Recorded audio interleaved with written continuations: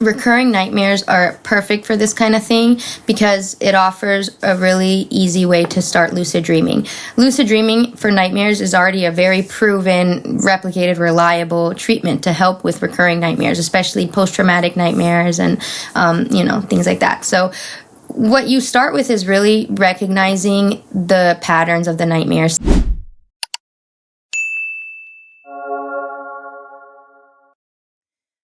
Hi, everyone. Today we have another wonderful guest. Welcome to... Sorry. It was in me. I'm getting out. All right. Hey, everyone. What you say? Hey, everyone. Listen, every week I try and do some sort of fabulous intro, and this is how it ends up. So this is what you're going to get, okay? It's Awaken to Joy podcast. You know what it is already. And welcome if this is your first time. Hey, and if it's not, welcome back. Today we have another wonderful guest. It is Amina Mara, and she is the host of the Dreamworld podcast. And we have her on today to just talk everything dream. So, hiya. Hiya. Hello. Happy to be here. Can you please just tell everyone a little bit about yourself? Yeah, well, so I'm Amina, as you said in the intro. I love talking about researching dreams and consciousness in general. It started because I was kind of always a vivid dreamer since I was a child. I always thought it was cool. I always had these existential questions, like where do we go when we sleep, this kind of thing. And so I studied psychology, and I just kind of got into it in like a more academic path. But it also was like part of my spiritual journey, growing as a person. My dreams have guided me through life. I've always been like a strong lucid dreamer since childhood, which a lot of people aren't natural lucid dreamers, although anybody can learn. So part of what I do is teach people how to lucid dream and like about my journey. And I'm kind of jumping all over the place, but I'm also into like researching it like in a scientific way. So I kind of do two different things. Well, really, they're kind of similar, working in the community, teaching people, and also helping science and staying up to date with like the technology and all that kind of stuff. So, yeah. Wonderful. So, what I'd love to, I'm going to delve into both of them. So let's start with your childhood. You said you had existential questions, as did we. I'm sure there's a correlation between children who come asking, what is all of this about? And, connecting to that type of side of yourself. So how was that for you? At first it was very kind of lonely in a way because I didn't have like a family that was big on dreams. I grew up Catholic, so there was always like that spiritual aspect to it, which I think kind of helped me think. My parents were still kind of open-minded, but I really kind of took on my own path as I grew older and started to have these dreams and experiences in like the dream world. I just started to get more curious about them. Like, what does this mean? Like, what is this?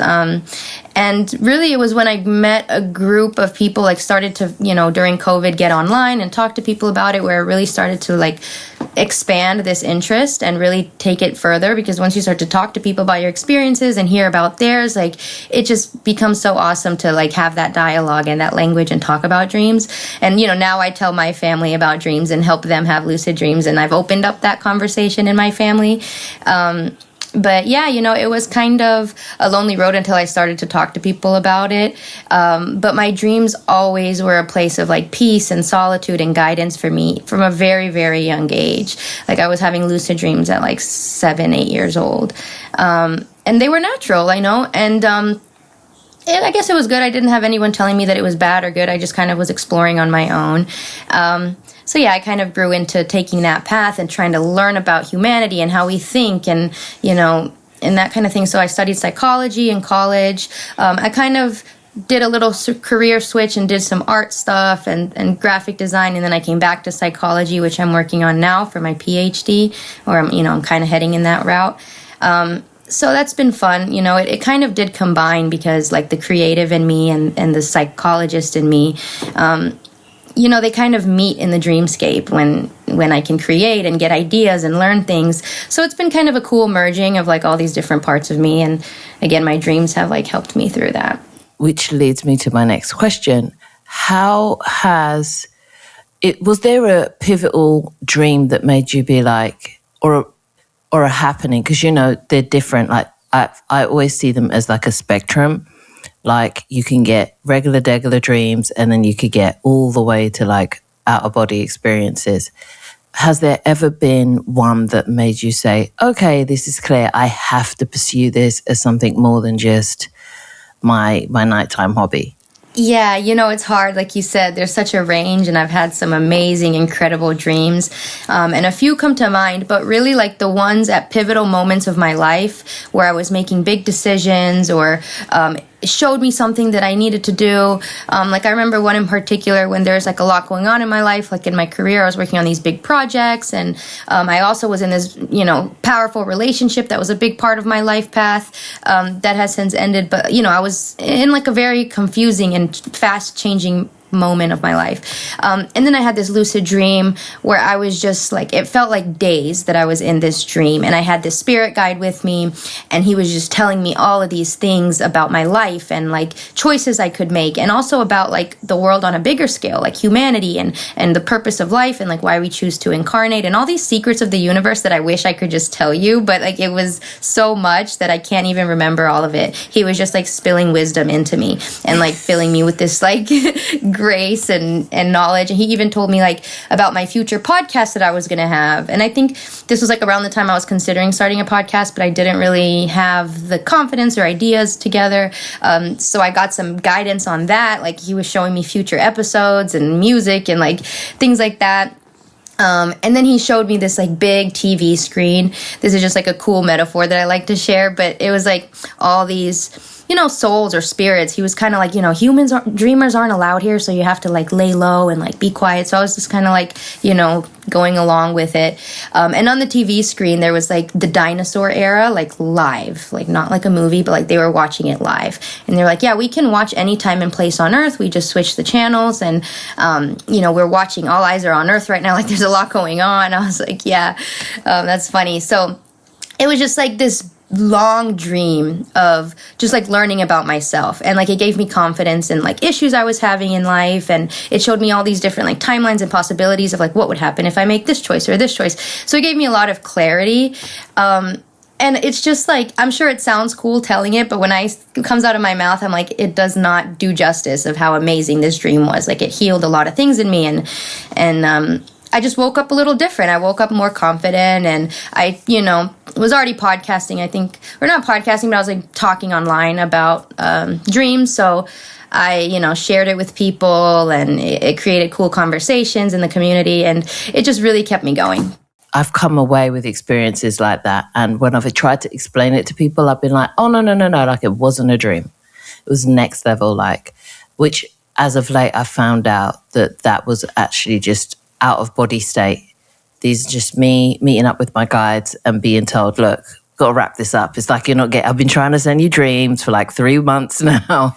We got to get you up to speed and quick. So I can really relate to, being shown things in your life and then coming back different.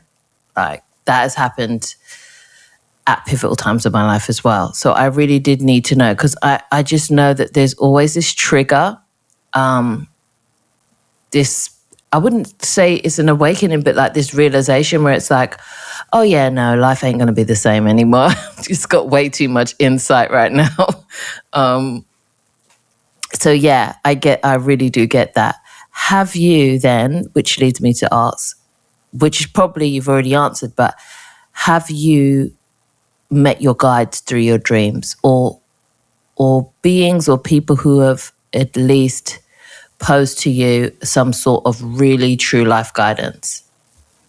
Yes, multiple times, and in so many different ways. They've appeared different physically. In one dream, it was like an Asian lady appearance, but then she was like, I'm actually an alien. Like, this is just how I'm showing up in your dream. I'm from like some other planet. And she was like, I watch you all the time and I protect you or whatever. Sometimes it's like an old figure or like a family member. I'll speak to like my direct ancestors that I've known or haven't known. A lot of times in a dream, like for a long time, I had a lucid dream goal to intentionally look look for them and invite them into my dreams and ask them for guidance. So, that usually produces good results for me. But there have been a handful of times where they've just come to me, or in a time when I needed. And in so many different ways, they've provided me healing. They've brought me out of grief. They've showed me things. They've warned me about things. Or if they've just been there to check in and say, hey, like, we're rooting for you.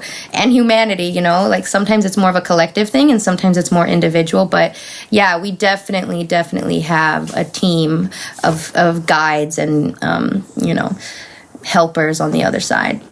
I find so many people who kind of brush their dreams aside thinking, oh yeah, it's just a dream. And I reached out to you originally because it's like you get it. You get the power of what so many people just brush off, but you get what the scale of how powerful it is to actually just delve into your dreams and like what a tool it is for actual waking life, or you know what I mean, like this realm. So when you speak to other people, do you find the same, or are they pretty much open to talking about, yeah, I dream, or do you see them brushing it away? Like what's been your experience with that? I see both. There's a huge spectrum, There's always a curiosity. Like people are like, even if they're like, dreams or whatever, it's just a dream. But there's always some sort of little curiosity of like, but I had this one weird dream one time. I wonder what it means. Or like, I wonder if there's more out there, There's the whole spectrum. I've seen it from people that are super in tune with their dreams, like us. They use it for guidance. They're fully believing of the powers, and then there's the people that are just like, I don't even dream or I don't even care. Usually those are correlated. Like if you don't remember your dreams, it's probably because you don't really pay attention or you don't try, or it's not like a big part of your life. So there's this thing called dream literacy, which is literally like how in tune are you with your dreams? Like how much faith do you have in them and in their power, and how much do you use that to your waking life? Because it really is a life hack. Like once you tune into your dreams, it's like free therapy that's coming from within. So like there's so many things you can, use dream work for. I love that. I love the fact that you're like free therapy, because I know so many people would never go to a therapist. And I'm like, low key, you kind of don't need to if you're willing to tune into yourself, but you're going to have to do dreams. Like that's going to have to be a must. Like, you can't just say like nothing at all and then just walk around with these wounds. You can actually heal yourself. There's so much trauma and things that we deal with in this life that you can heal, like you were saying. When you work with clients, how do you go about it? Is it a spectrum as well, or what do you usually like to specialize in? It definitely depends on the person, because dream work is such a personal thing. I usually start with like some troubleshooting, like, do you dream? And if they don't dream, we got to start there. Like we got to build dream recall. Start from zero, working on the basics, dream journaling techniques, like setting intentions. Some people are already dreamers, they're already vivid dreamers, and they want to become lucid. So I specifically help them on becoming lucid. I really like to dive into each person. Like, what do you want to do in this space? Like, what are your goals within lucid dreaming? Is it therapy? Is it fun? Is it practicing for whatever? There's infinite things you can do. So I help people, with their personal goals within dream work. Some people just want to know what their dreams mean, and they want to build that understanding and like build their own dream symbolic dictionary, because it is such a personal thing. I really encourage people not to rely on external, like Googling, what does this mean? Although it can be helpful, you want to know that the dreamer has the ultimate power in deciding what things mean. So I just try to teach people that type of like dream work ethics so they can kind of find their own path. Like I just try to offer resources and be a guide. I don't try to say anything as like facts or there's only one way to do things, because there's really not. It's a personal journey, and there's a lot of different ways to use dreams. Go on. I was going to. It's so juicy. I was actually going to ask you about the scientific aspect of it, because you obviously are very interested in research, and science believe in what's tangible, I would say, and then there's this all spiritual aspect of it, which, let's face it, it's kind of almost it's very polarized, like it's the opposite really. And how do you bridge this? How do you explain to people, okay, there's a correlation here, and we need to know more about it, because I think that's like the new age scientist, way, I would say, to actually perceive the world that way now. So how do you do that, and how can you explain it actually? Yeah, that's a wonderful question. A big part of what I do is bridge the science and the spirituality, or the personal journey part of it. And science has come a long way in understanding consciousness, but it reaches kind of like a point where there are a lot of unanswered questions and limited technology and limited understanding of what we can do. But science is also about understanding the unknowns and trying different things and adjusting the methods in order to fit new types of data and new types of experiences. So when it comes to like dreams, we know a lot of things, but there's still some unanswered questions, like about the purpose of dreams. Really, technology is limited. Like, people are studying the brain waves, and we understand lucid dreaming. We know that it's a fact. We know how it happens. Scientists are able to communicate with dreamers through like eye signals and muscle twitches and things like that. There's a lot of really cool studies that are being done. So there's information. The problem starts where it's like, there's a lot of subjectivity with dreaming. Like, there's only reliable dream reports as the dreamer waking up and tell you what they dreamt about. So scientifically, there's some issues with that, because that's the only reliable method that's being used. But, we can't just like objectively see the dream. We rely on the dreamer telling us. So, it's hard, but science is changing. There's like a paradigm shift that's going to have to happen in order to, number one, value the subjective experience more, but also take this data and like being able to use it in like new ways. And so technology is really cool. It's advancing. Like, there's new ways to look at the brain, study the brain waves. But an EEG only tells you one type of data. It just tells you what the brain activity is doing. So again, that's cool, and it gives us some information, but it's only one part of the picture. It doesn't really tell us what's happening with consciousness or the soul, and like answer these more spiritual questions that demand for like spirituality in a way. And depending how you define spirituality, that creates a lot of skepticism and a lot of backlash. But science is going to have to adapt to study consciousness. And that's kind of like quantum physics has shown us that like, hey, we understand it. In order for these equations to make sense, we have to use imaginary, impossible theories that seem impossible, but like it makes sense when the numbers come out. I'm not a math person, but I know that it kind of is a parallel there. So, it's cool. I love keeping up with the research that's being done. But, yeah, we're in the baby stages of consciousness research, that's for sure. All right. And just to push the question a bit further, now, in regards to sleepwalking or sleep talking, what are your view on that? I don't know much about like the physiological mechanisms behind it.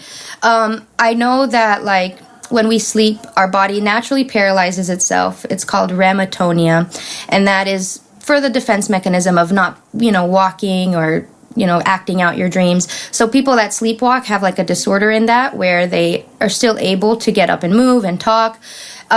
In terms of talking, that's more common because sometimes there is like a thin barrier between what we can hear or what we say while we're asleep. Like sometimes external stimuli, many times actually, the external stimuli still make its way into our dream. Like if you talk to somebody while they're sleeping, they might respond to you, and that conversation might make its way into their weird dream somehow. Like it might be coming out of the car radio or something. So there is a way kind of that, you can pick things up or say something. But if there's something more going on that science doesn't understand, I can't really answer that, My personal belief, I do believe that we enter other dimensions and walk around and do things in this other dimension. But the connection to the physical body, that's not something I necessarily know how to understand. But I think that is like a big interest in science that has been growing. I still think more type of research needs to be done, though. Absolutely. We asked this because we both talk in our sleep, and to the point where I can have full-blown conversations with him and get answers that I know his daytime mind is not giving me. And I'm like, he don't know nothing about that. So I know I must be talking to his higher self or some sort of, some tuned in version of him. And also he used to sleepwalk. obviously back in the day, people would say, okay, lock the doors, this is a thing. But it's always funny to me how sleepwalkers never harm themselves or other people. You don't really hear about that. Yeah, they might make themselves a sandwich or drive somewhere and come back, but they're not out there committing heinous crimes and just coming back up and waking up in a pool of blood. It's just not happening. Yeah, drive somewhere is crazy though. Yeah, It is. I'm locking the door. But do you know what? It's also because I like science. I follow a lot of research and different, the evolution of science, and I really like the way it's going now, where we're beginning to see some research saying that okay, there is something else after death. There is, we don't know what it is. I mean, if you're a scientist, you would probably phrase it that way because for obvious reasons. So we don't know what it is, but there's some things, and let's study it. So now, obviously, for the more spiritual person, if they experience OBE, so they would, being able to word their experiences on that subject. But it's nice to see that there's a bridge, and something like sleepwalking or sleep talking, that is quite common actually. It's nice to see people starting researching that aspect and trying to understand what really is going on. Like you say, perhaps we are in dimensional spaces, and whether we create them or not, we don't know. But all we know is there's more than this. So it's nice to talk about these subjects. I think it's important.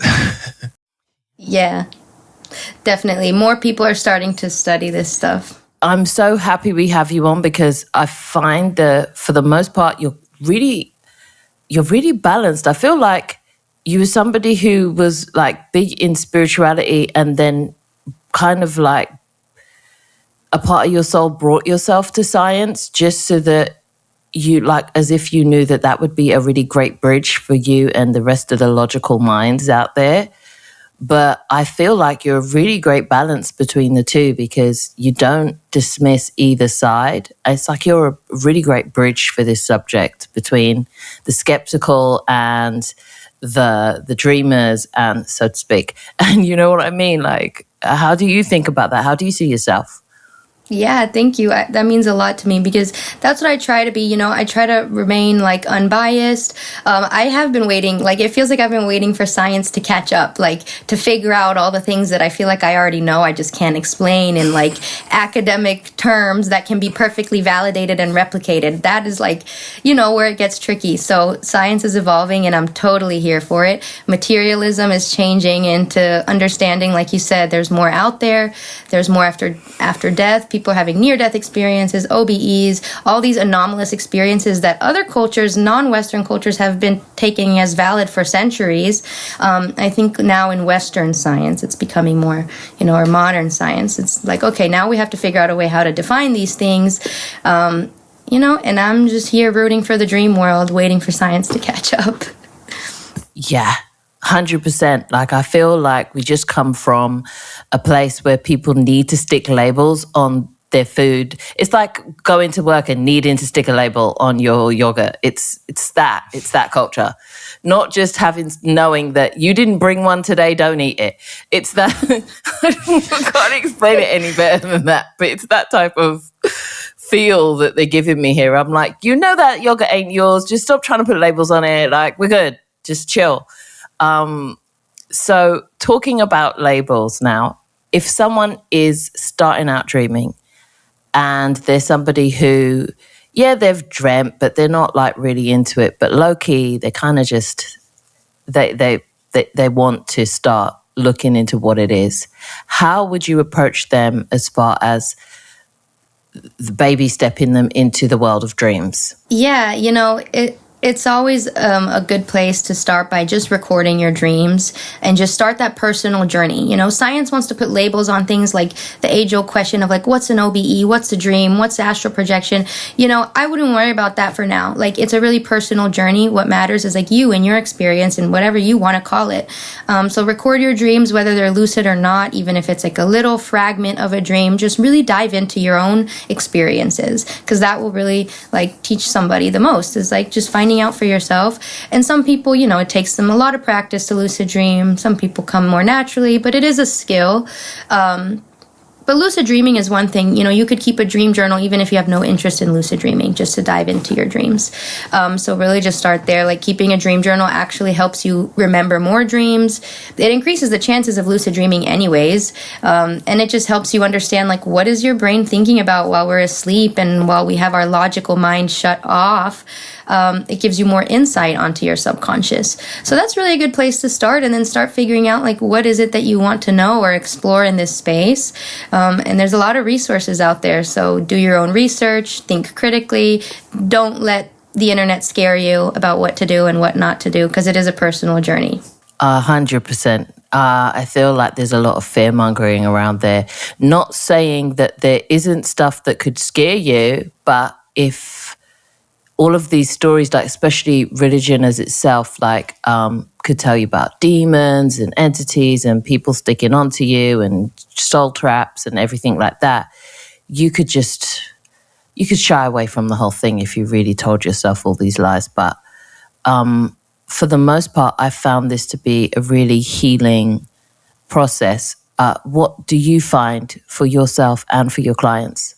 It is very healing. I mean, even nightmares are healing gifts, and they bring something for us to work through and empower ourselves. And even for those that are scared of other energies and entities and things out there, you know, you have the power. You know, I teach people a lot of psychic self-defense, which translates to their waking life of, like, you know, what type of energy are you allowing around you and what type of choices you make.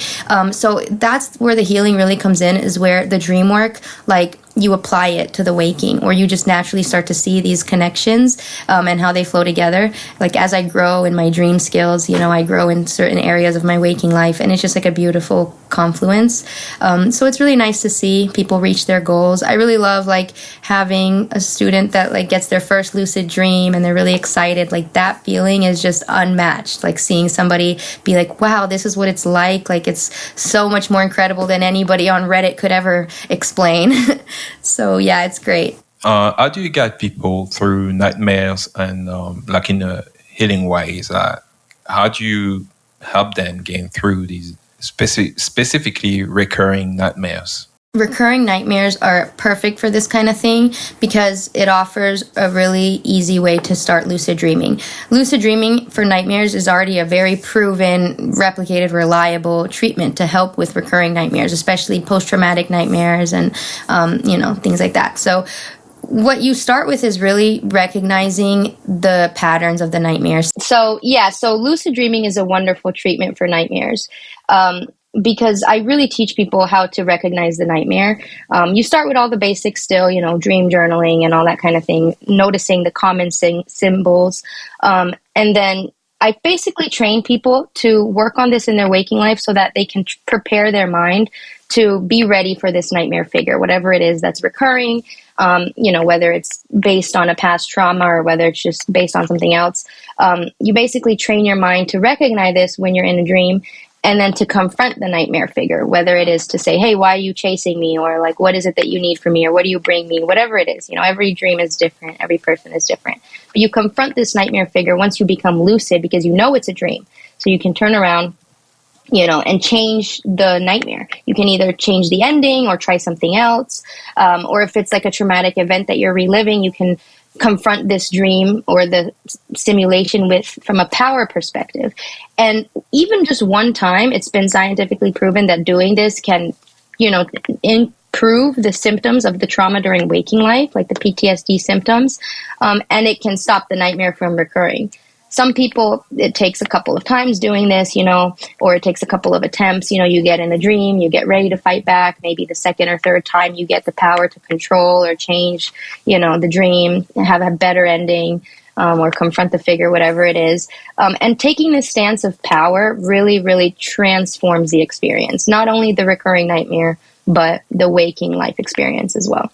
Absolutely. I find that to be so true. Like, there's such a symbiosis between dream life and waking life, because for me, I feel like who you are here really does spill into who you are in your dream life, because for the most part, for most people, I find you're on autopilot to some extent.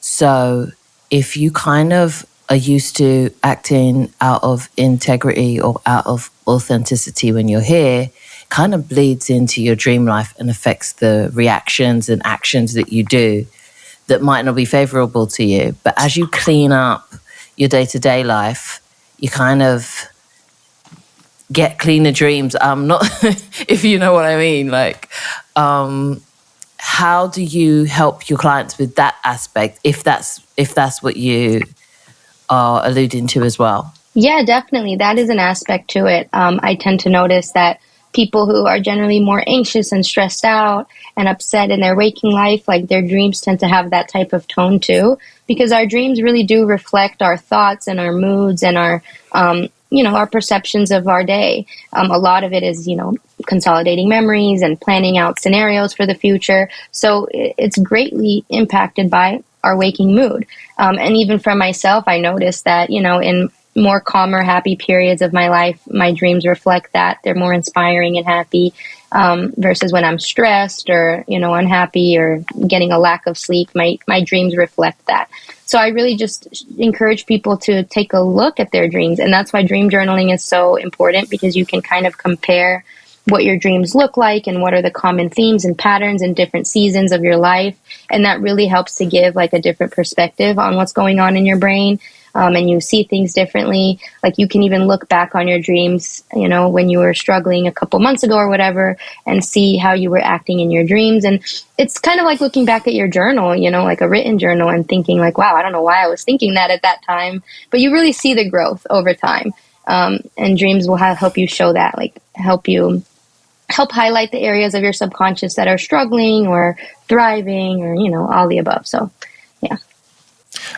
Go on. Yeah, upon what you said, just something came to mind. I've heard about the interaction between personal field. So basically, if you have a dream and you're sleeping next to someone, there's like dream interactions. So someone can like dream with you, let's say, or you can perceive what they dream about as you sleep yourself, as you're dreaming yourself. So have you heard about something like that? And could you explain a bit more, and what is that? Yes, this very much excites me. I have experienced it, which I'll get to. In terms of science, for those that care about, evidence-based research, there is some rudimentary research on this, but of course our tools are limited. But you can ask a lot of people that are into dreams or spirituality or even just consciousness that it's more common than you think of how many people share dreams, verbatim, the exact dream scene, especially if you're emotionally or physically close with someone, like families, twin, mother, daughter, spouse, they're more likely to share a dream. Over the years, I've had a lot of lucid dreamer friends like that were experienced lucid dreamers. And we would plan to meet up in a dream together. So when it happens with intention and lucidity, it's more likely that both people will remember. A lot of times we share dreams with people, but we don't remember our dreams. We don't have good recall. Maybe one person remembers like, oh, we were in each other's dream, but we don't remember the details. So how could we even know to tell people? But with my lucid dreamer friends, there have been many incidences where we're in the same dreamscape, and we would practice giving each other keywords in the dream. And we've gotten some very close, if not spot on, images sent back and forth to each other. It's funny because it's kind of like broken telephone, like one time I tried to send my friend a sushi or tell her about sushi in my dream. And then she woke up and she saw like one of those Swiss cake rolls that looks like sushi structurally, but it was just cake instead of fish, I guess. And we thought that was like a huge win, I had another friend who said elephant and then the guy got mammoth, that kind of thing. Like, it's very similar. We have like these very close hits that'll happen when it comes to dream telepathy. And it's almost close enough to be like, yeah, this is real. We had the exact same dream. Baked you a cake and you dreamt that I received a cake. But it's just different enough for science and the skeptics to be like, that's too elusive. It's not proof. So. Yeah. Thank you. I say all of this. I ask about the science, not for myself. I ask about because I'm not that way inclined. Like, funny enough, I actually study psychology as well. But I was just like, yeah, but okay. You can't answer so many things that I have answers for. I don't know what to say to you anymore. It was that type of thing, and I just kind of just walked away from science. Not that it hasn't got its place, and I love the fact that it does answer so many other things, but then there's, like you said, so vast scales of it missing that can only be answered by, research into more consciousness and things that are a little bit less black and white, let's say. So I say all of this for going on to now what people would call OBEs. And I know you mentioned before that you kind of have just accepted the spectrum, but don't really like to differentiate too much. But for those people who are very particular, because they're out there, okay? We've seen them in the comments. They want to know. They want facts. They want numbers. What are you saying for you, just as a personal opinion, would be a difference between an OBE state and a lucid dream?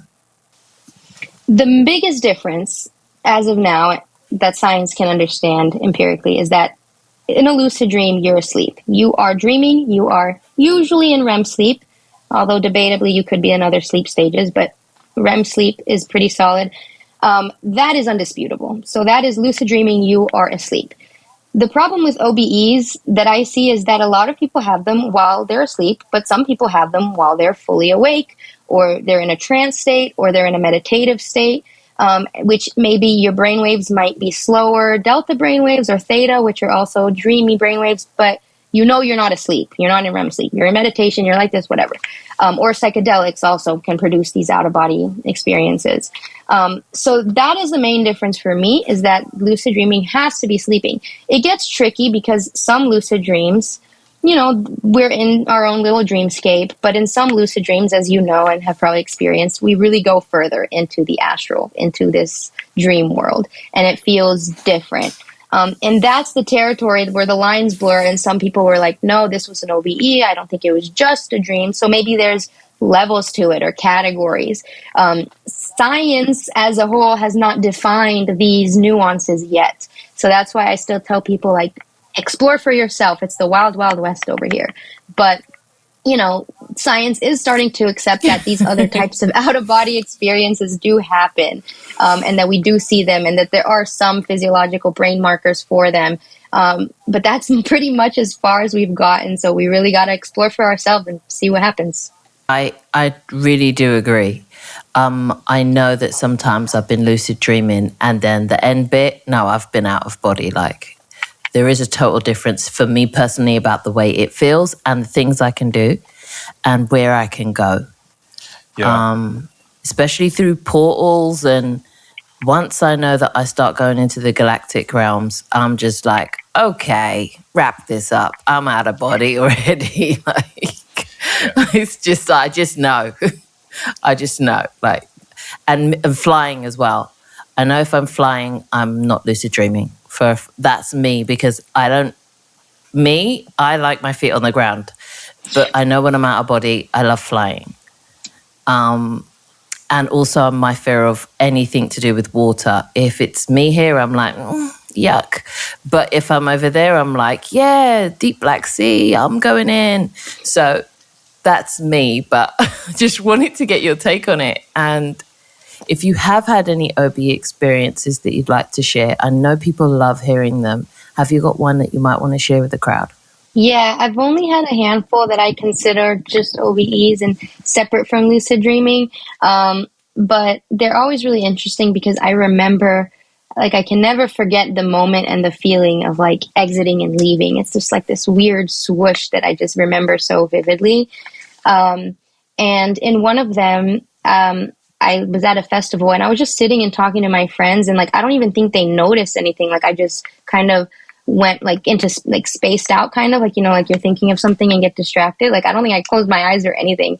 But for me, I zoomed out of that moment, and I completely zoomed out to my whole life, to my birth. Like I saw every little thing that had to happen, like this crazy complicated algorithm that led up to that moment. Like I almost saw the divine strings of the universe, and I went through like every like quick flash scene of my life and then back to that moment. It was like a movie, and I was just like, what the heck, what did that even mean? I don't know. Like it didn't have this big lesson. It was just showing me, like, I guess the big lesson for that one was like everything's just happening the way it's supposed to happen. I don't know. It was just cool. Like it was like, okay, there's bigger things at play here. And the other one that I remember vividly was kind of similar. It's like I went into this other room and I just saw all these like screens. Again, like this TV screen is a common metaphor that the universe uses for me and a lot of people to just display like life, like in some way. And I saw like hundreds of screens, and they were all somebody's life, and people were choosing like, okay, I'm gonna be born here and here, and they were just like picking a show to watch that was like the life they were gonna live. But I just like popped into the room and then I popped out. Like I just didn't do anything or say anything. It was just like seeing it, and then I popped back, and then it was kind of like I was in a meditation, so I didn't know if I fell asleep or not, but like I didn't think I fell asleep. It was a very confusing state, but that one I labeled as OBE. But again, you know, do labels really matter? Who knows? So when was that? Were you trying to go to sleep, or when those experiences? No, that happened? was just a meditation.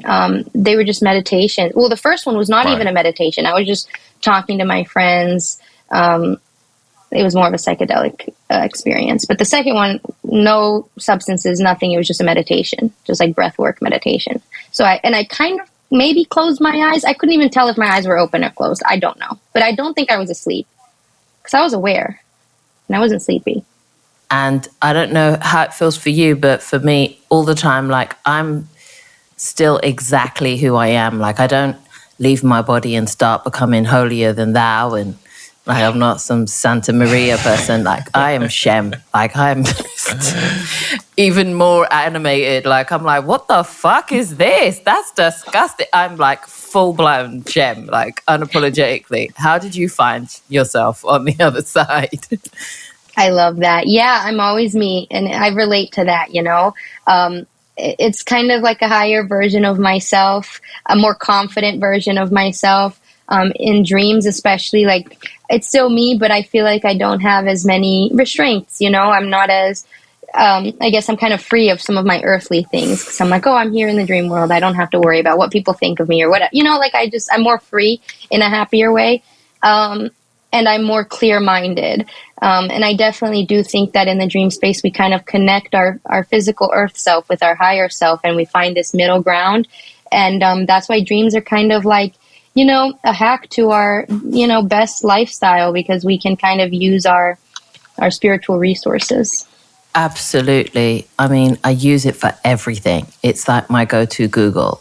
If I need something, like as of late, I've been thinking about moving and what car to buy, and my guys have just been like showing me different cars that I like and been like, no, that one is not good with the electric system, or this one is gonna have an alarm problem. And I've been like, thanks, Simon, and I've just like gone about my business. Like people don't realize it's such an untapped power that they can use. It's so wonderful that you're doing work to kind of help people kind of connect with that. It's really great.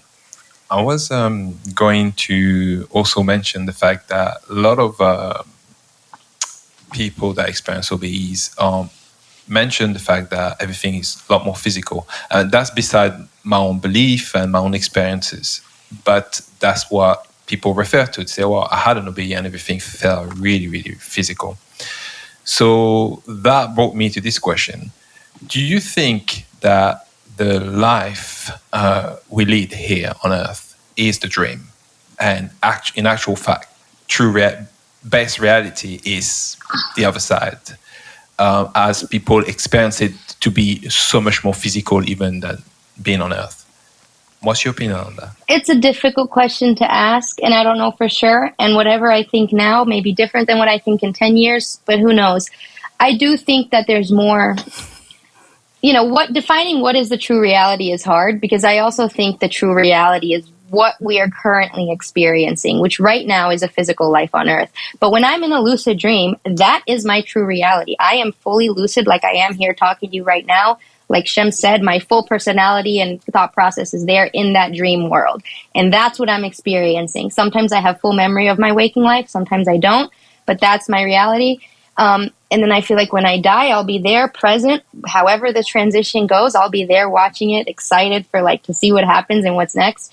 And maybe that next, the outside is the base reality. I don't know. I do kind of think that this is kind of like just a big dream, and then in a snap of a finger, we'll be on the other side. But I don't know. I don't know what's more physical or what's not. I think giving something being physical, in terms of physical matter and materialism, maybe that's just a quality of this Earth experience. Who knows? I really don't have the answers to your question, so maybe this isn't helpful, but I do think that there's more out there, other types of dimensions and worlds and experiences. So I think it's all real. It's real, whatever we're experiencing. Real is subjective. That's perfect. That's perfect. We're not really, when we ask this question, we're not really looking for a straight answer, black and white answer. I'm not. I don't want you to unpick the whole entire, to see people's, everything. To actually hear people's views. Yeah, we just want your opinion. How they draw these reality we are experiencing, because the truth is we still are experiencing Earth, and it's sometimes challenging. So it's nice to hear different actual experiences and perception from different people, backgrounds, and etc. Absolutely. So thank you for answering. I know that was a difficult one, but hard to ask. Yeah, absolutely. So you mentioned grief, and I know a lot of people experience grief in this life, and it's a very delicate subject to go through, because it's very personal as to how I've noticed people experience it or go through it, or I wouldn't say overcome it, because it's just something you just learn how to live with. But I know that depending on what culture you come from or background you have, it can change about your perspective on grief. How has your dreaming, your sleep state, been able to influence any of your grief states that you may have experienced here in this life? Yeah, oh my gosh, in so many ways. I mean, for starters, the fear of death, the dream world and lucid dreaming has totally eliminated that for me. I'm not scared of dying. And it has given me understanding that we continue after death in some way. So even though that doesn't make losing a loved one any easier, it gives you an understanding that they're out there somewhere, and they're now part of that spiritual team that's guiding you in different ways. And you can use dreams to invite them in, communicate with them. And there is research on this about how it helps people, whether you believe in it or not, it helps people feel more healed and gives closure and understanding that the person's okay. Sometimes they have visitation dreams, that have certain qualities of nature where they can see the person, talk to them, smell them, ask them something or whatever. I knew of one guy that his wife had dementia, and during the process of her forgetting who everybody was, she would come to him in his dreams and be like, I'm transitioning, and until one day that helped both of them in the process. So it really can help both the dying and the living. You just have to use it intentionally and have healing, it can have healing properties. I absolutely agree with that. I've had several instances where I've awoken from an experience just with a totally different perception on how I feel. It just changed my emotions immediately. The fear of death is a big one as well. I feel that kind of gets eradicated early on. So I know that there are a lot of people who feel that maybe they're a little bit helpless, because when you are going through grief, you do feel a sense of helplessness, and just knowing that something so accessible as dreaming can help them is a big relief for people out there. So I'm really glad to hear you say something around that. Yeah, for sure. You got the next question? Where we at? Okay, we're all the way here. I know that one was juicy. Here we go. Yeah, so basically, so I'm reading the question, it's easier. So you've hosted many conversations on the Dreamworld podcast. What's one that truly surprised or changed you? One that truly surprised or changed me is one with my friend Sarah. Let me look up really quick the exact episode number, or maybe I can just send it to you later. But basically, it's about her past life dreams. She tells me about her past life dreams and the experiences they had. And it just surprised me because I didn't expect to be moved so much. I hear so many interesting stories. Nothing phases me anymore. Like, I hear all these crazy interdimensional stories. But her story was just really touching and like mind-blowing and inspiring. Episode 44, Dreams, VR, and the Multiverse. Just a very cool episode that really a lot of my listeners really like. But in terms of just like cool guests that I'm proud of having, I had Robert Wagner, who's a really well-known author in the lucid dreaming world. He's such a nice guy, and it felt like I was talking to like a celebrity or something, but he's just a cool guy who's into dreams. And then I also had Michael Raduga, who recently made big news because of his technology and his research. He's trying to do like some shared dreaming research. He also had some technology that he like planted into his own brain to try to induce lucid dreams. So he's a really like mad scientist kind of guy. But yeah, those three are some top favorites for me. I love this because so many people just want to crack the how-to on it, just so that they, like, if we could all press a button and just go into whatever dream state and just pick it like a dial on a radio, I know people would just love that ability. And for now, we're just what we are right now. And I know that science is really trying to push that forward. Are there any tools that you use to help you induce your lucid dreaming state or anything like that? Now, I know people talk about psychedelics, blah, blah, blah, blah, blah. But outside of psychedelics, outside of weed, anything like that?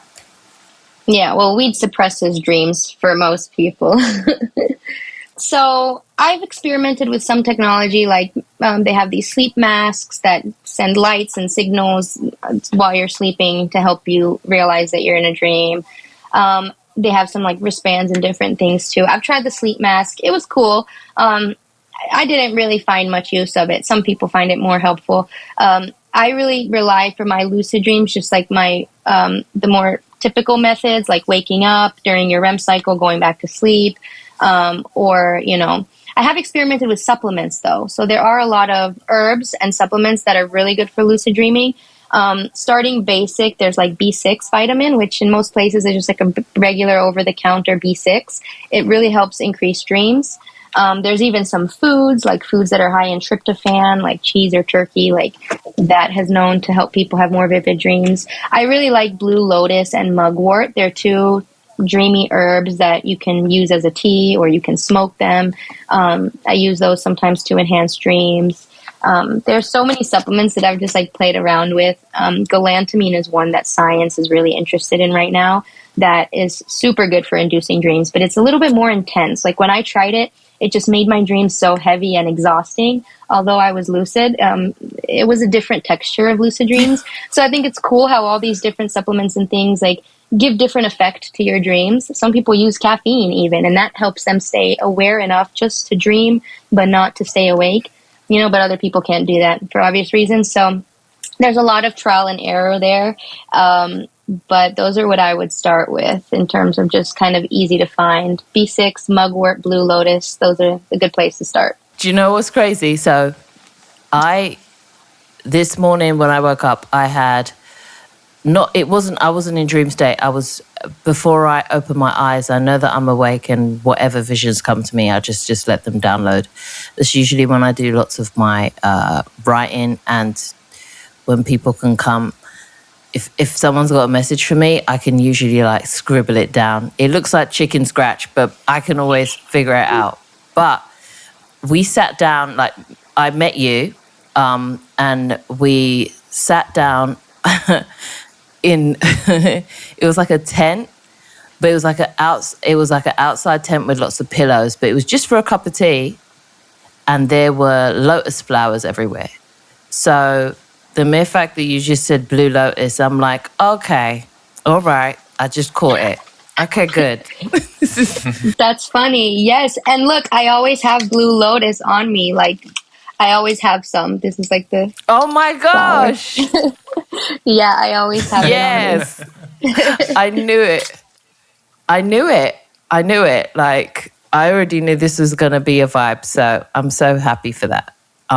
You're always surprised. I'm not. When you tell me the story, I think I always it's part tell her, of my I say, look, no, I think you it's gotta part of my begin soul trust journey. what you see. You have to accept that I love surprises. And I know she get excited about I it. do. I do. love it. I Yeah. love when it unfolds and it's like, yay! You know, I love it. It's just, that's what it's all about for me. I know. He's like, how are you surprised? You always do this. And I'm like, yeah, but sometimes. And he's like, no, no, never. Because you know what? We have different dreaming style, I would say.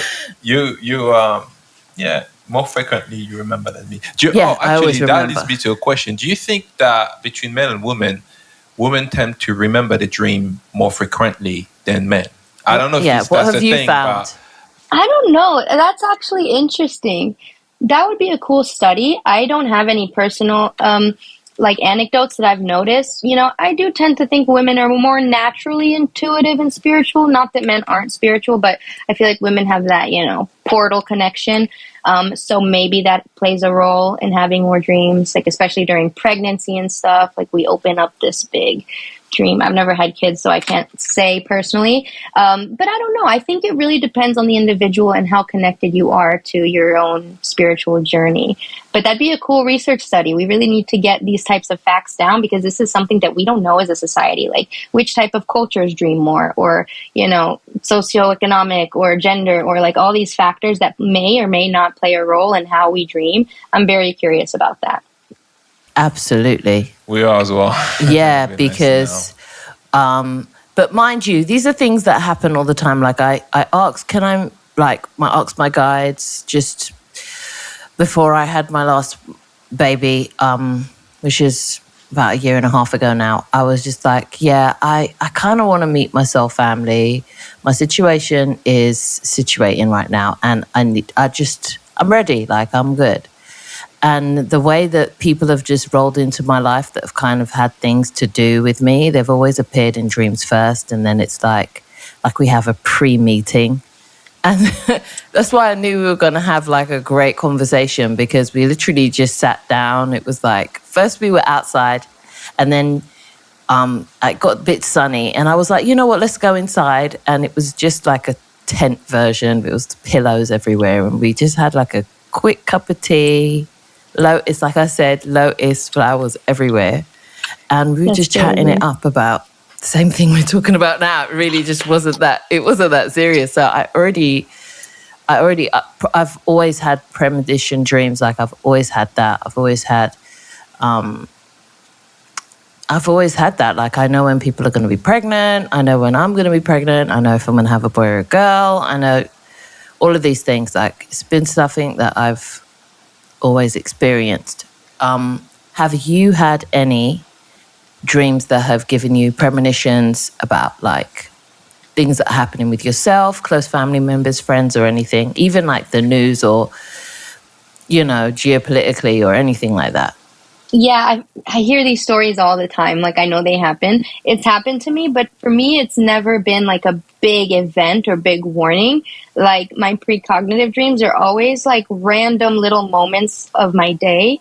Like, a few that I remember really vividly. It was like one in high school, where like the situation went down in the classroom and these students started arguing. And then like a few days later, the exact same verbatim argument. I was just observing in the same position that I was in the dream. It had nothing to do with me.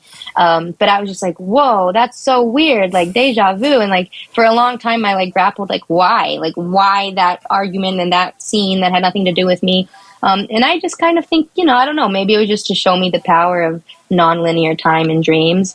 But another time it was kind of something similar, just like a day-to-day timeline of how my day went. In my dream, I did all these things. And then like maybe a month or two later in waking life, I did all the exact same things in the order that I did them in my dream. And I didn't even notice until the last thing, which was like in my friend at the car at the gas station. And my friend said something that he said exactly in the dream, like, oh, I'll be right back. I'm going to go buy a soda.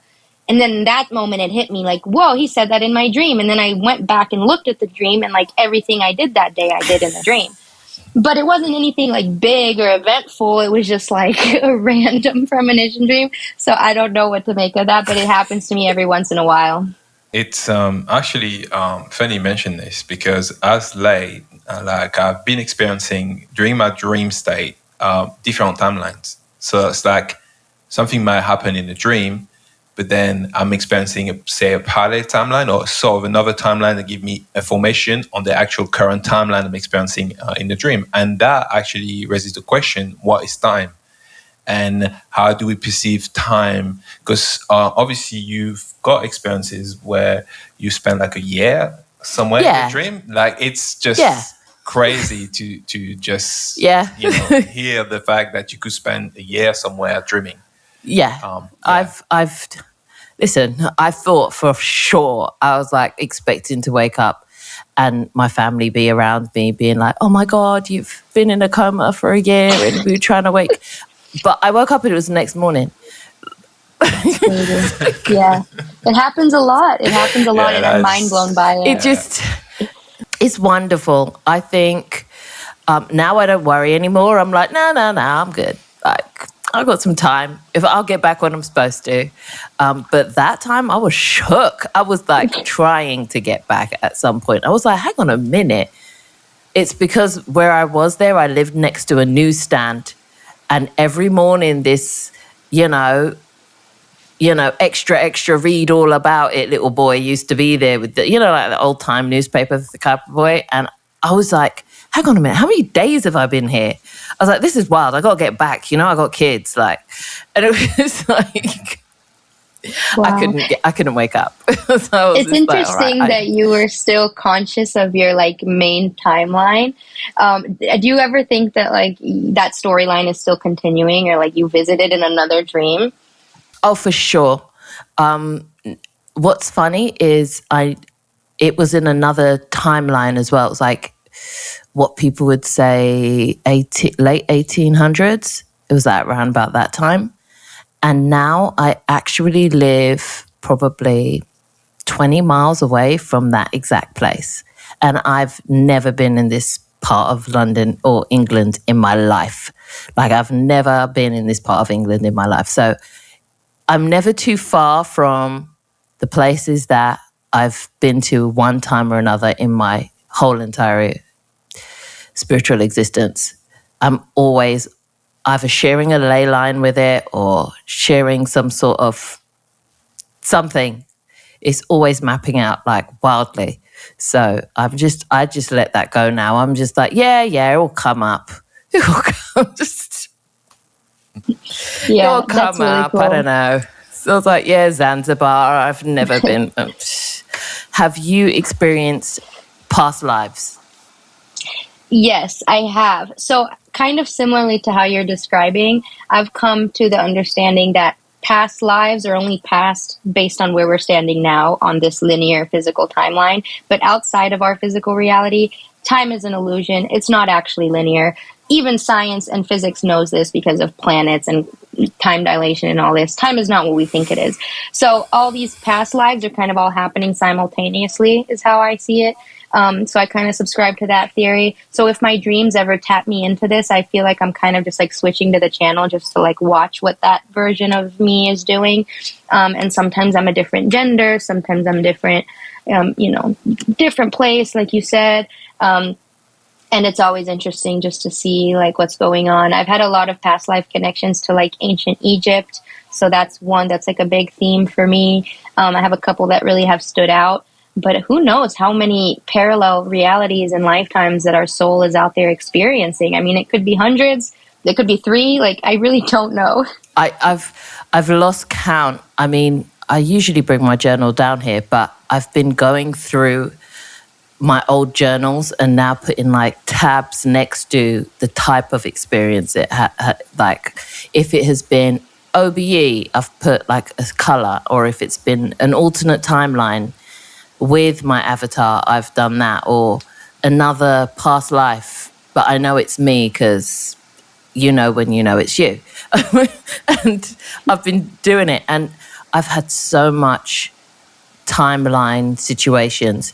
When you go through them, have you ever experienced having an influence on maybe a choice that they have to make, or have you been there at a pivotal time in their life?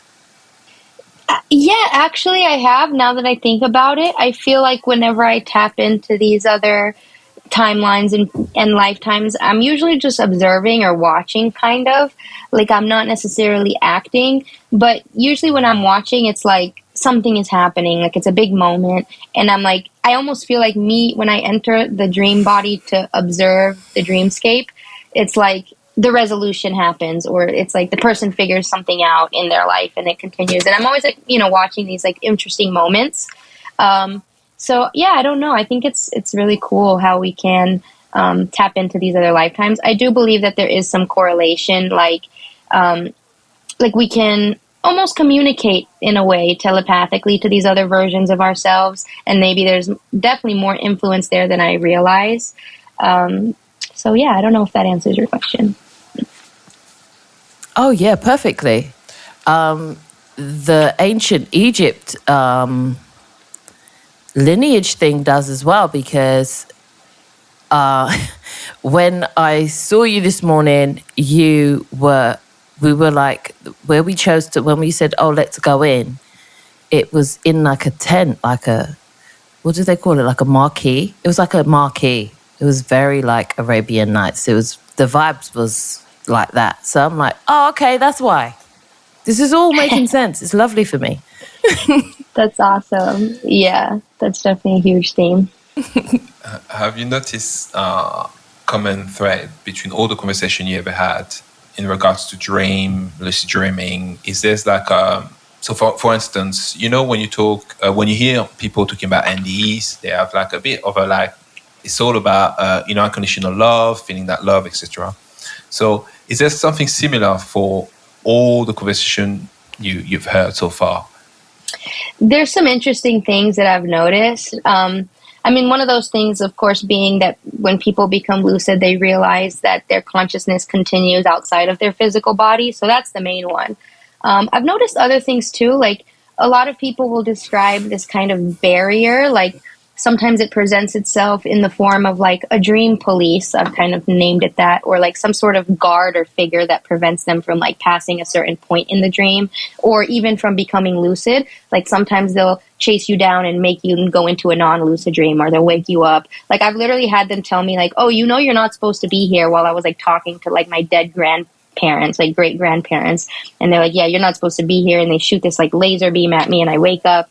And I'm always in different lucid dreams. Like the big one I told you in the beginning, I was like hiding from these guard, people. They kind of keep the veil of reality between humans and dreamers. And there's certain areas that we're not allowed to go yet, maybe, or, I don't know, for whatever reason, there's some sort of forces out there that are just keeping control over all these human dreamers. Sometimes we're not supposed to be too chaotic or disrupt the lives of these other interdimensional beings. And not to say that there's rules, but some people just notice that sometimes the dream will keep us in check if we need to.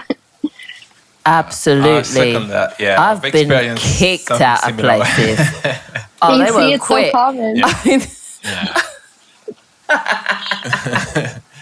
Like that lady with the stick, she was not having it. She's like, no, girl.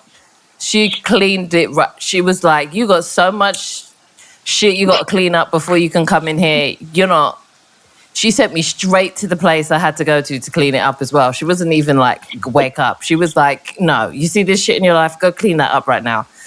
And I was just like sent there. And then needless to say, I was with my mother-in-law and there was some stuff I had to handle. So I was like, yeah, you're right. You're right.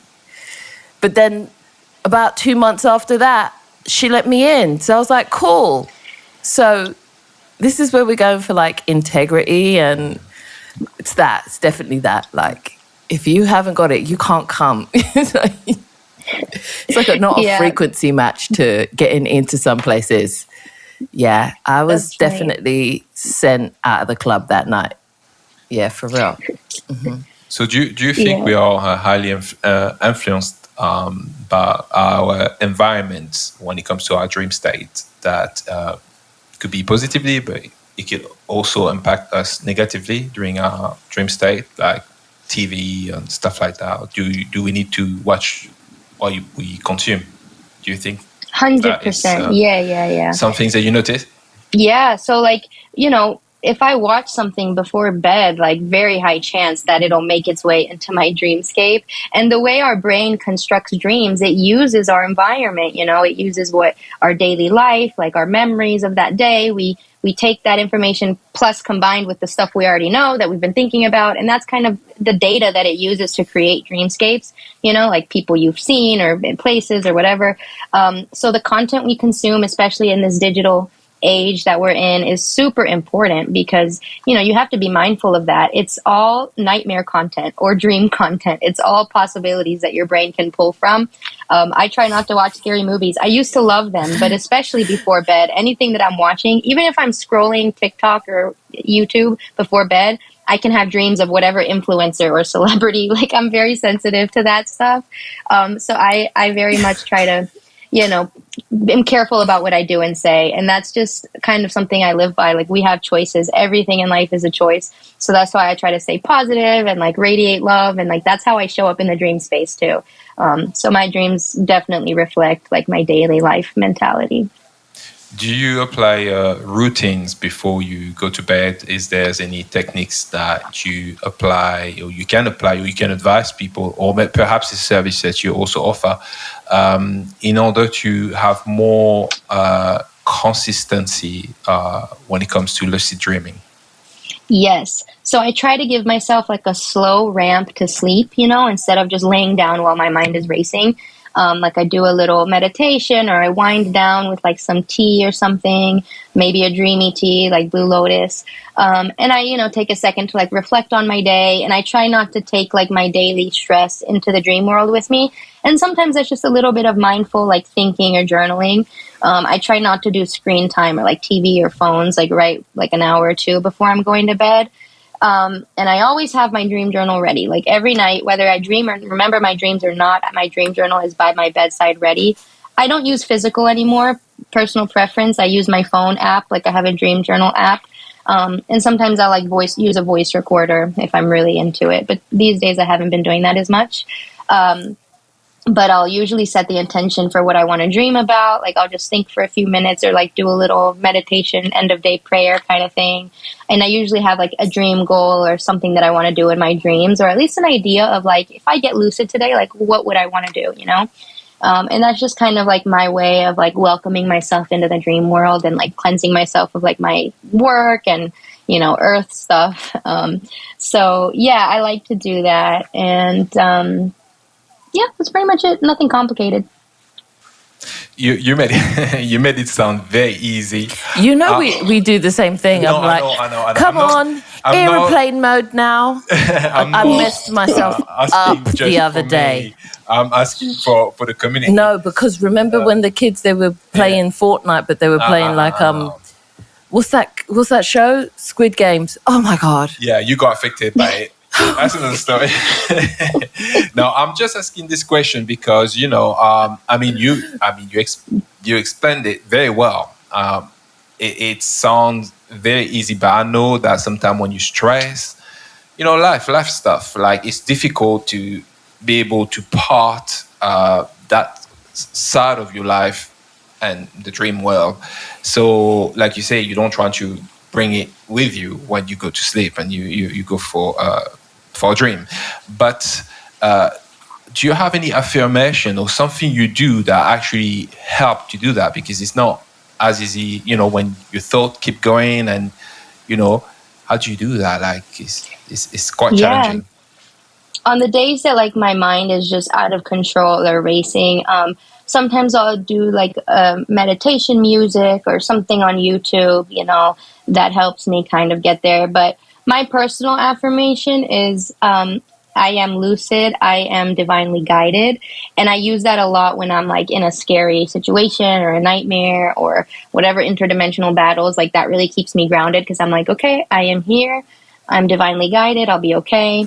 And or some variation of that, and that usually gets me through. But also, if I'm ever feeling insomniac or I can't sleep, I try not to like lay in bed tossing and turning. That's actually proven to not be as helpful. If you have some sort of energy that you need to get out, maybe like journal, or I'll do some yoga, stretching, or even just take a walk outside. If you live in a safe neighborhood. But yeah, sometimes getting that energy out is better than just sitting in bed like racing your mind. Oh, wow. Okay. Thank you. That's actually 100%. Yeah. 100%. Our nighttime routine kind of looks the same. I'm always around with some sort of tea. Everyone knows when I'm winding down. I kind of call it cat mode. Everyone knows when mummy's getting into cat mode. I'm okay to talk to, but you might get like pounced on, like, and just in a playful way, like I might just be meow. And then I got my tea, I've had a bath, like, just cool it. Like, don't try and ask nothing of me. It's just that type of, yeah, so I do get it. And electronics is a big thing. That's why I asked, because I know that does affect dream state as well. And I know that people think, well, I'm not a journaler, I'm not going to do this. So the mere fact that you've moved to digital is great, because I'm not moved to digital, but he's moved to digital like, he's like, 100%. No way. He's like 100%. Do you know what it is, yeah? My handwriting, it's not really... I never had a great, how I perceive my handwriting. It's never been great. So I'm like, if I try to even write during the night, I won't be able to read it myself. That's just what it is. So I thought I had to find another solution for myself.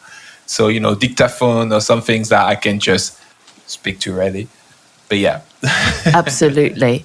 Now, I'm not going to wrap it up yet because you said something and I was like, ooh, okay. So interdimensional. Have you had any dreams where you are doing some form of mission or have to go and... I can't explain it better than that. Have you had any dreams where you've been doing a mission? Many. Missions. This is like a huge dream thing for me. A lot of times it's related to my waking life mission. So sometimes I'll be teaching about dreams and teaching about consciousness and transitioning back and forth from waking to the spirit world. Sometimes I'm teaching like huge auditoriums.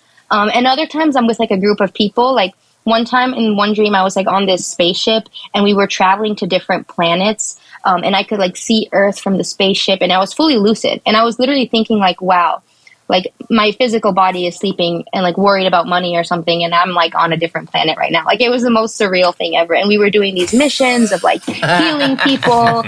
And we were like sending healing energy throughout all these different planets. Like it's always something crazy, like a movie.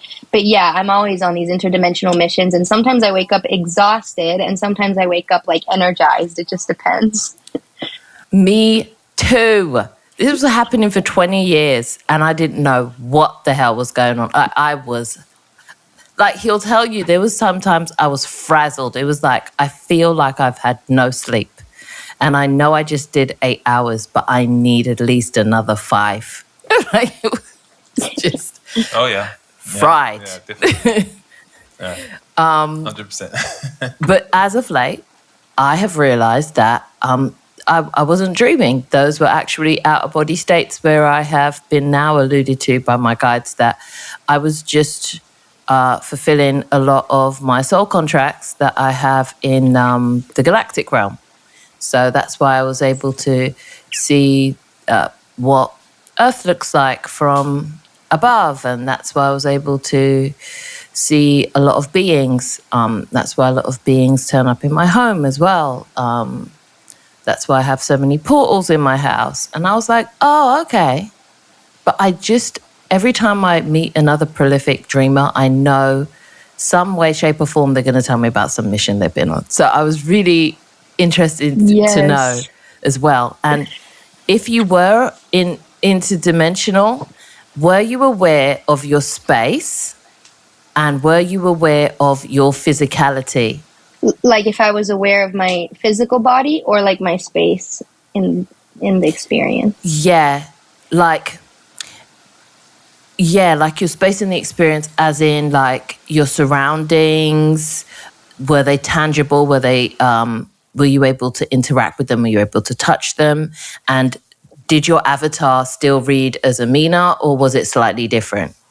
Gotcha. Yeah. It was like me. Like I was myself. I was physically presenting as myself.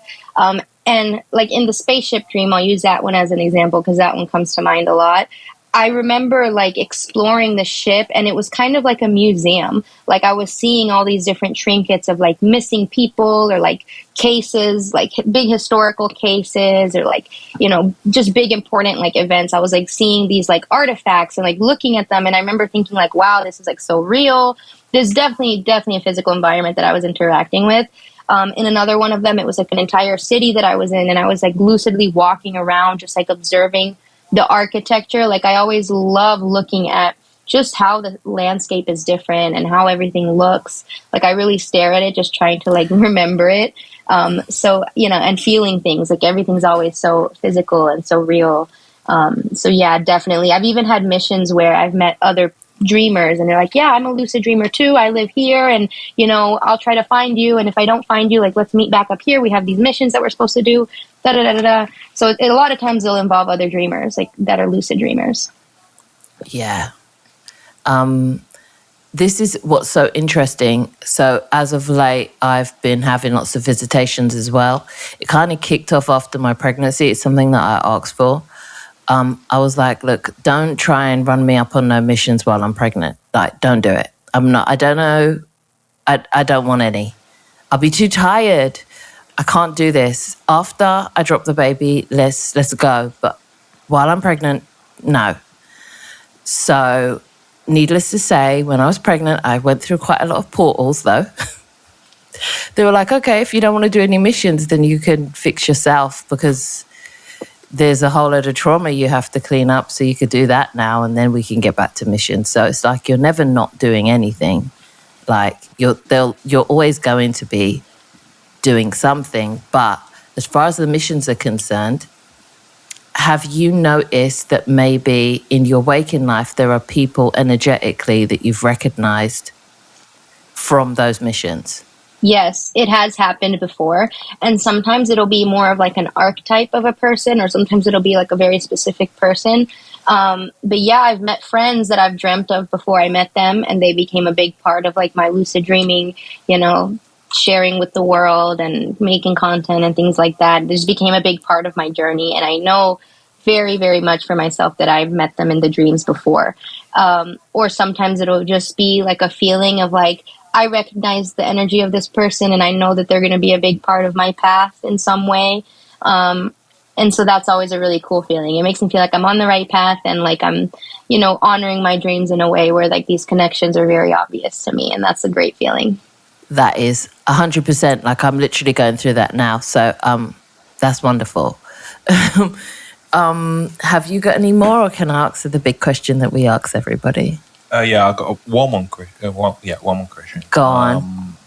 So what led you to create your podcast? Like, because, we all have a good reason to start and we wanted to hear yours. Yeah, well, I got really into talking about dreams during COVID. And even before that, I've always just like loved to talk about things that I'm passionate about. So I knew I wanted to start a podcast, but for some reason I didn't really know about what to talk about. Like, I kind of just thought like a spirituality podcast. I didn't really have like a narrow niche down until I really got in the dream community. And I was like, why aren't people talking about this? Like, this needs more attention. I want to share with people what I've known. So I just kind of had one of my friends that I met through the community, and he was like my first guest, and we just chatted, and then another friend came on, and then an author came on, and it just kind of grew from there. But it really just started during COVID when I was like, we need to talk about this, because I was having really cool conversations online. It was a time where Clubhouse was really popular. It's like this voice chat app when everyone was at home during COVID. And the conversations were so cool that I was like, how come we can't save these so that other people can get inspired? So I basically just started having these awesome conversations and recording them and posting them. And it just kind of grew from there. Okay, interesting. Wonderful. Yeah. Okay, so where can people find you if they want your services, if they want to tune into your podcast or whatever it is next you're doing, any of your offerings, anything like that? The Dreamworldpodcast.com. Everything is on there. I have TikTok, YouTube, Instagram, all the social medias. You can find my podcast on Spotify, Apple, all of the podcast platforms. So yeah, if you just Google the Dreamworld Podcast, it should pop up. And I'm always open to answering questions or talking to people or having new guests with cool stories or whatever collaboration. I just like to keep the conversation going. That's like my thing. Wonderful. And I know that some people are really going to want to tune in to you because, quite frankly, you cover such a vast amount of unspoken about subjects when it comes to this. It's just like a deep dive into anybody who's into dreams. So that's wonderful for them. Plus, we're going to put all of your details in the description below. Now, for the final question, who are we and why are we here? What a good final question. Who are we? I think that we are interdimensional spiritual beings having a human experience. And I think we're all here for different reasons. And we all have our own purposes and passions and things. But I really think we're just here to like experience and live and see what it's like in all of its crazy bullshit and all of its glory, what it's like to be human, and especially in this day and age. What a crazy time to have chosen to be alive. So maybe we're here just to see how this era of history goes down. But experiencing it is a true honor and pleasure, and I'm happy to be here. So wonderfully answered. We were so happy to have you on.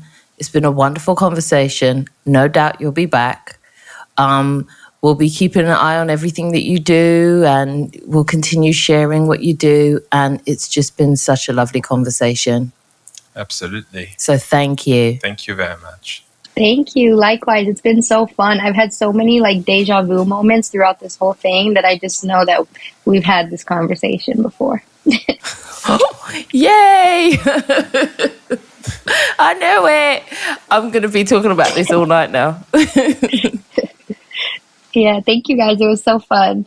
You too. Have a wonderful day, and thanks again. All right, that has been Amina. And as per usual, guys, thanks for listening, and we will see you next time. Ciao. Ciao.